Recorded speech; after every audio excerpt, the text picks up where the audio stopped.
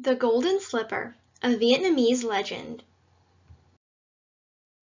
Retold by Darrell Lum and illustrated by Makiko Nagano. Among the foothills along the Red River in Vietnam, a poor rice farmer lived with his beloved daughter, Tam. The farmer's wife had died, and when he remarried, his new wife treated Tam cruelly.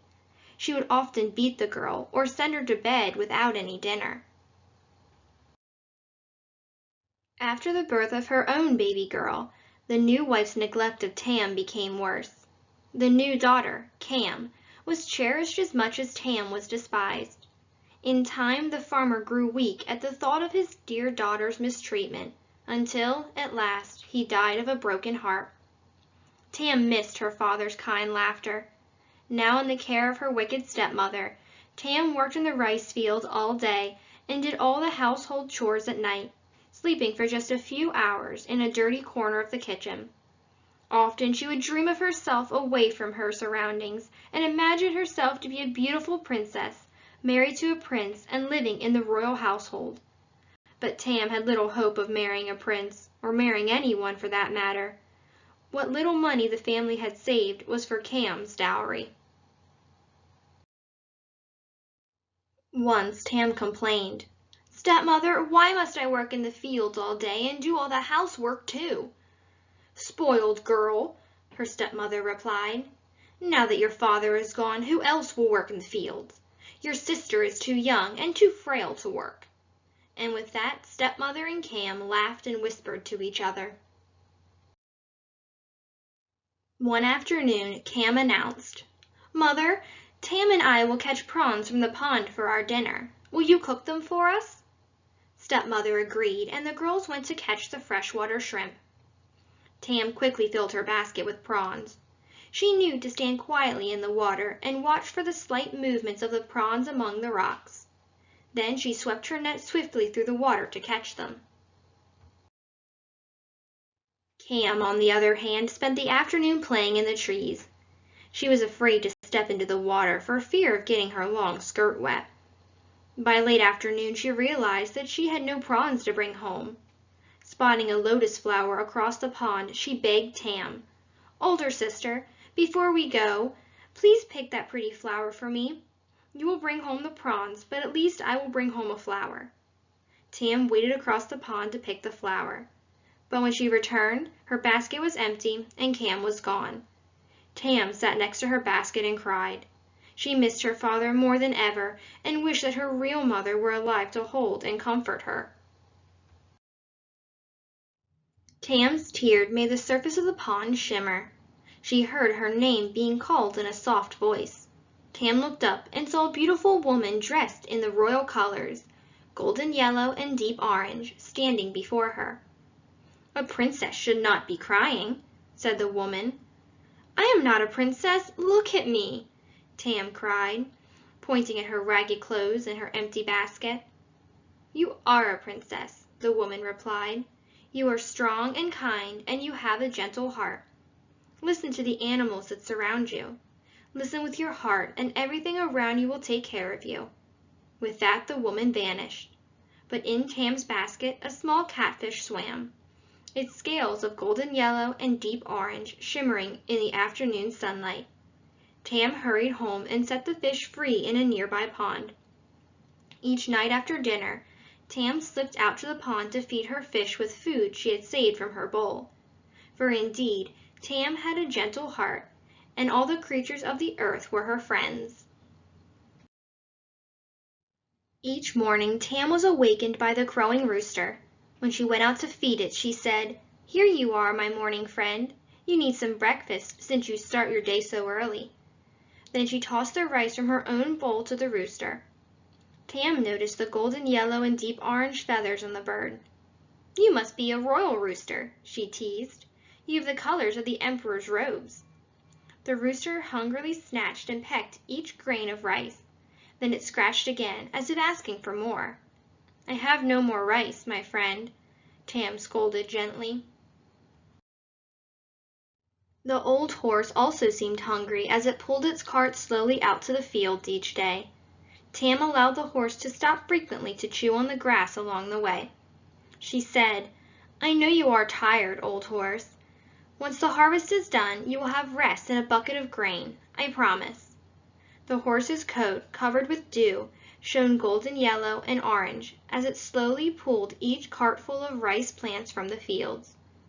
Tam looked up into the sunlight and remembered it as it would soon be time for the autumn festival, when farmers celebrated their harvest and the prince paid a visit to the village. The farmers made offerings to the gods to thank them for their harvest, and for a few days the work in the fields was forgotten and the villagers celebrated. While Tam worked in the fields, Cam could only think about the new clothes that stepmother had promised her for the festival. "I will have a silk blouse this year and long flowing pants," she chattered. "The prince will surely see me in the crowd and choose me to be his princess.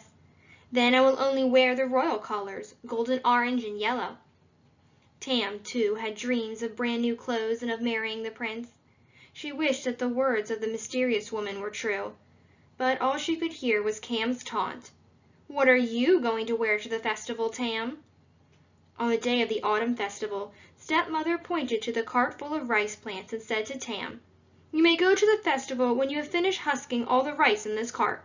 I promised the tailor a bag of rice if he would sew Cam's outfit." Tam watched Cam prepared for the festival in just the outfit she had hoped for, a silk blouse and long flowing trousers. "Doesn't she look beautiful, Tam?" stepmother asked as they left for the festival. Tam turned away. Through her tears, the sunlight shimmered off the mountain of rice plants. It would take many days to complete the task that stepmother had set before her. Just then, Tam looked up to see the mysterious woman. "Husking is much more fun when you have friends to help," the woman said. Suddenly a flock of rice birds swooped down to the cart to husk the rice. They shook each plant until all the grains fell into the pile at Tam's feet.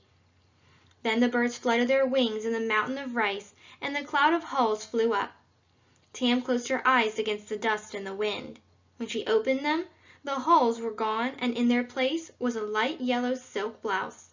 Tam slipped on the blouse and ran to the pond to look at her reflection.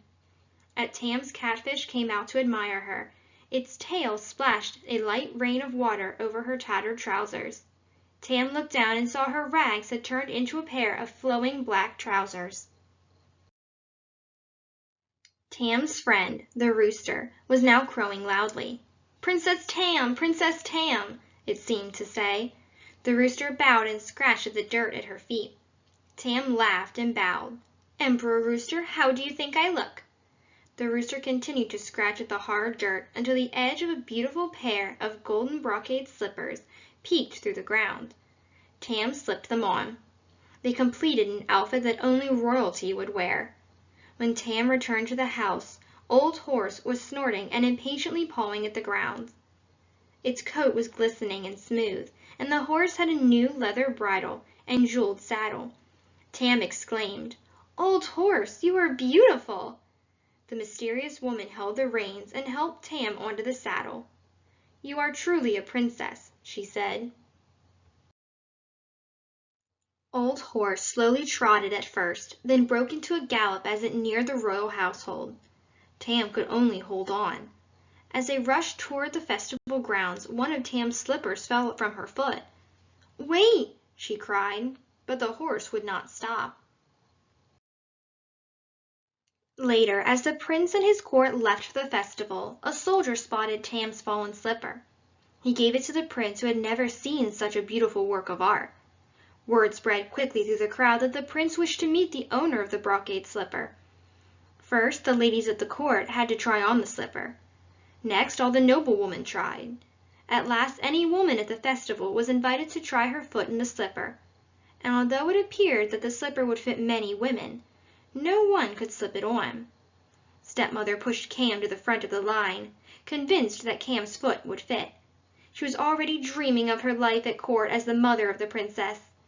As Cam struggled, stepmother shouted, "Try it again! You're not trying hard enough!"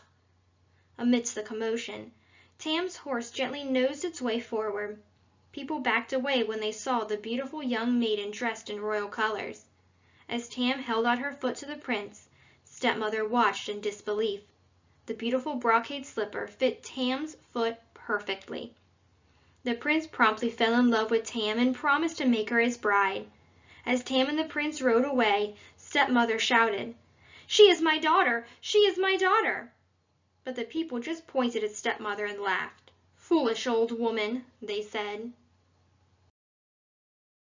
Even after Tam and the prince were married, stepmother could not forget the laughter that day at the autumn festival. She spent many days after that scolding Cam.